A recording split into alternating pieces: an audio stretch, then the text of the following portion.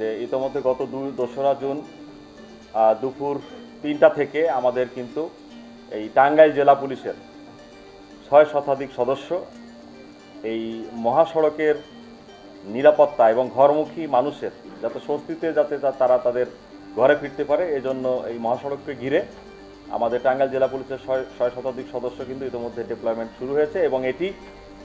পরবর্তী নির্দেশ না দেওয়া পর্যন্ত 24 ঘন্টা কিন্তু ডিউটি চলছে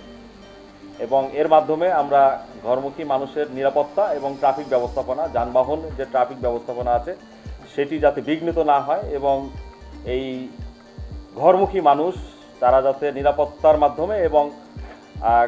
কোনো ধরনের কোনো বিপাকে ছাড়াই যাতে স্বস্তিতে তাদের ঘরে ফিরতে পারে এই জন্য আমাদের কার্যক্রম ইতিমধ্যে গতকালকে থেকে শুরু হয়েছে আছে এবং আমাদের যে অভিজ্ঞতা আছে আমাদের প্রত্যেকটি সদস্য তাদেরকে যথাযথভাবে ব্রিফ করে দেওয়া হয়েছে তাদেরকে প্রত্যেকের যার যার দায়িত্ব এখানে পিকেট টিমের দায়িত্ব মোবাইল টিমের দায়িত্ব প্রত্যেকে কিন্তু তাদের দায়িত্ব সম্বন্ধে ব্রিফ করে দেওয়া হয়েছে আশা করি আমরা মাঠ পর্যায় থেকে সে সমস্ত বিষয়গুলো নজরদারি চলছে আমাদের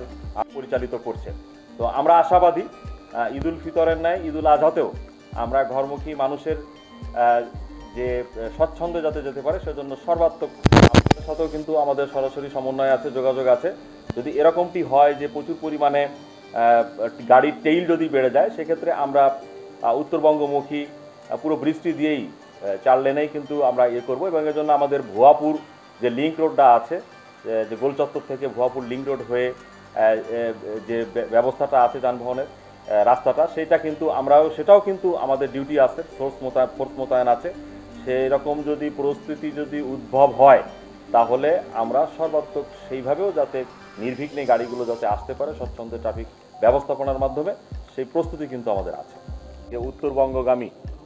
হাজার হাজার আমি লক্ষ লক্ষ বলতে পারি লোক তাদের ঈদ যাত্রাকে তাদের আত্মীয় স্বজনের সাথে করার লক্ষ্যে এই টাঙ্গাইলের মহাসড়কটি দিয়েও অতিক্রম করবে তো আমরা ইতোমধ্যে বিভিন্ন স্টেক হোল্ডারদেরকে নিয়ে ইতোমধ্যে বসেছি যে আমরা এই ঈদুল আজহাকে ঘিরে আমাদের এই মহাসড়কটি যাতে নিরবিচ্ছিন্নভাবে যাত্রীরা নিরাপত্তার মাধ্যমে এবং একটি সুষ্ঠু সুন্দর আইন শৃঙ্খলা ব্যবস্থার মাধ্যমে যাতে পার হতে পারে ঘরমুখী মানুষ এ ব্যাপারে আমরা সর্বোচ্চ অগ্রাধিকার দিয়ে আমাদের কার্যক্রম করব এবং আমরা সর্বোচ্চ চেষ্টা করব যাতে এই মহাসড়কে কোনো ধরনের চুরি ডাকাতি দস্যুতার ঘটনা যাতে না ঘটে এবং প্রতিরোধ ব্যবস্থাগুলো আমাদের থাকবে আমাদের মোবাইল টিমগুলো কিন্তু সার্বক্ষণিক এই মহাসড়কটি ঘিরে কাজ করবে আমরা আশা করব অবশ্যই কোনো ঘটনা ঘটবে না তারপরও যদি কোনো ধরনের কোনো অপরাধমূলক কার্যক্রম ঘটে তাহলে অবশ্যই আমাদের মোবাইল টিমগুলো সজাগ আছে